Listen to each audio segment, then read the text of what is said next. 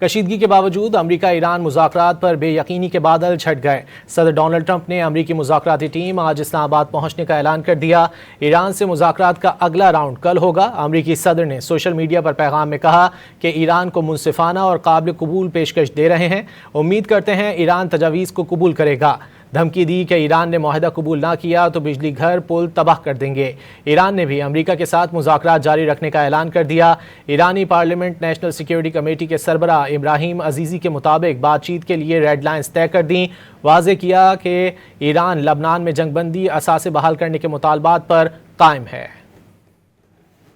مشرقی وسطی میں امن کی بحالی کے لیے دنیا بھر کی نظریں ایک بار پھر پاکستان پر جم گئیں۔ امریکہ اور ایران کے درمیان مذاکرات کا دوسرا دور کل اسلام آباد میں ہوگا۔ صدر ڈونلڈ ٹرمپ نے تصدیق کر دی۔ امریکی صدر نے ٹروتھ سوشل پر جاری پیغام میں کہا کہ ان کے نمائندے مذاکرات کے لیے اسلام آباد جا رہے ہیں، جو آج شام تک وہاں ہوں گے۔ ایران کو ایک منصفانہ اور قابل قبول پیشکش دے رہے ہیں۔ امید کرتے ہیں ایران امریکہ کی تجاویز قبول کرے گا۔ ساتھ ہی ٹرمپ نے دھمکی دی کہ اگر معاہدہ نہ ہوا تو ایران کے تمام بجلی گھروں اور پلوں کو تباہ کر دیں گے۔ ایران نے معاہدہ قبول نہ کیا تو انہیں ہتھیار ڈالنے پر مجبور کیا جائے گا۔ اب وقت آ گیا ہے کہ ایران کی لڑائی ختم کی جائے۔ ٹرمپ نے مزید کہا کہ ڈیل نہ ہوئی تو وہ کام کریں گے جو 47 سال میں کسی صدر نے نہیں کیا۔ اب کوئی نرمی نہیں برتی جائے گی۔ ٹرمپ نے دعویٰ کیا کہ آبنائے ہرمز بندش سے امریکہ کو کوئی نقصان نہیں ہو رہا۔ ایران غیر دانستہ طور پر امریکہ کی مدد کر رہا ہے۔ گزرگاہ بند ہونے سے ایران کو یومیہ $500 ملین کا نقصان ہو رہا ہے۔ وائٹ ہاؤس حکام کے مطابق مذاکرات کے دوسرے دور کے لیے امریکی نائب صدر JD وینس پاکستان جائیں گے۔ اسٹیو وٹکوف اور جیرڈ کرشنر اسلام آباد مذاکرات میں شامل ہوں گے۔ ادھر امریکی سرکاری جہازوں کی مانیٹرنگ کرنے والی ویب سائٹ نے دعویٰ کیا ہے کہ امریکی فضائیہ کے بڑے C-17 طیارے نائب صدر JD وینس کے ممکنہ دورہ اسلام آباد کی تیاری میں مصروف ہیں۔ امریکی طیارے سامان لے کر نور خان ایئر بیس پہنچ رہے ہیں۔ اب تک 3 امریکی طیارے اسلام آباد پہنچ چکے ہیں۔